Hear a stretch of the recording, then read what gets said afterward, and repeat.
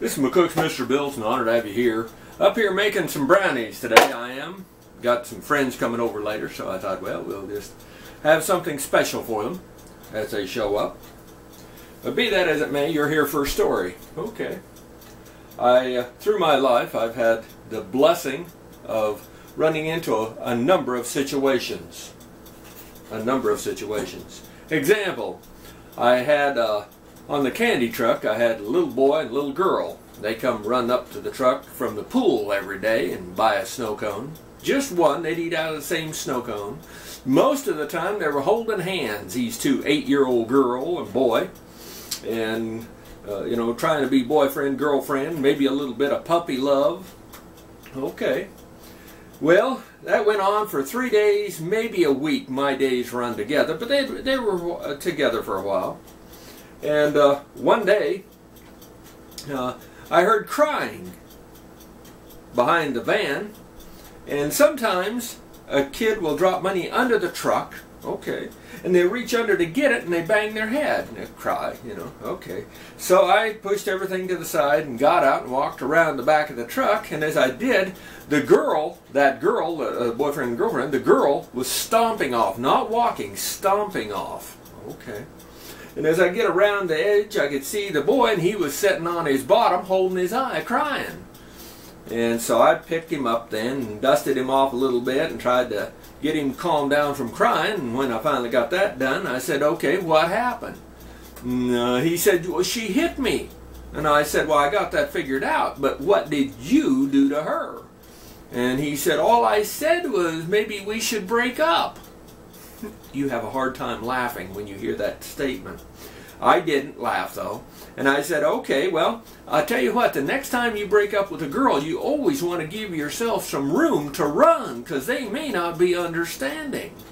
And he agreed, but he did stay far away from that girl for the rest of the summer. That's one of the stories. Not all of my stories are fun and games. Sometimes I'm here on earth to try to help somebody that's getting through a real tough time. Now, but once in a while, an adult will show up and have a problem.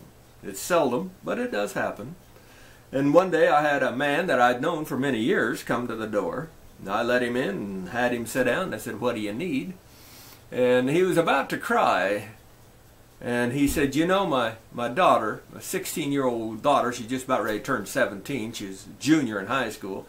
Is just about, she's pregnant. And I said, this is a small town. I said, and without question, bad news travels very fast in this town, as most small towns.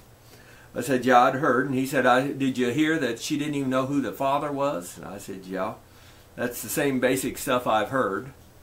And he said, I just don't know what I'm going to do. He said, I can't talk her into having an abortion.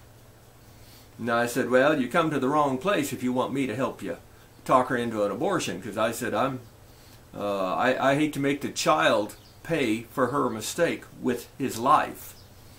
And I said, your best bet, and we discussed it for a while. And I had him convinced not to push the abortion thing. Then he was saying, well, we'll give the child away then. She can have the baby and just give the child away. And I said, I still think you're going down the wrong road, because you realize you're giving away your grandchild. Giving away your grandchild. You want to think about that long and hard. And I'm just saying, maybe it's the best answer. But, and he said, well, his daughter's so immature, she wouldn't be able to raise it right, she wouldn't do this, that, and everything. And I said, well, if you make her give away her child, she's going to hate you forever. So why don't we go this route? Keep the child, have her live in your home, but have her raise said child. Now, if she's immature, as you say, and can't, step up and become the mother and do what needs to be done when it needs to be done, that the state of Nebraska would step in and take the child away from her. And they'll be the bad guy, not you. I said, that's how I would play that game. But give her all the encouragement, all the help you can on the side. And I said, plus when you see your grandchild, your ideas may change quite a bit anyway. Well, after discussing with him for a while, he finally agreed that he would let her have a chance to raise the child.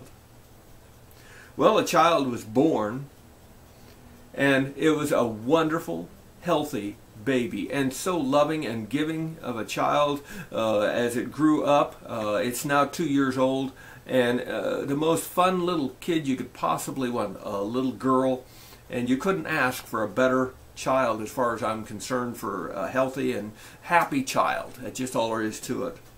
And that grandfather, he is beyond proud.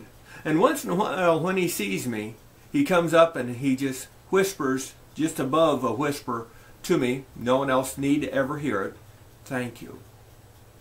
Thank you."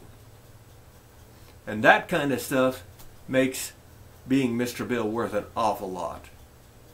You rate this film, and you be ready to help others when they come knocking at your door.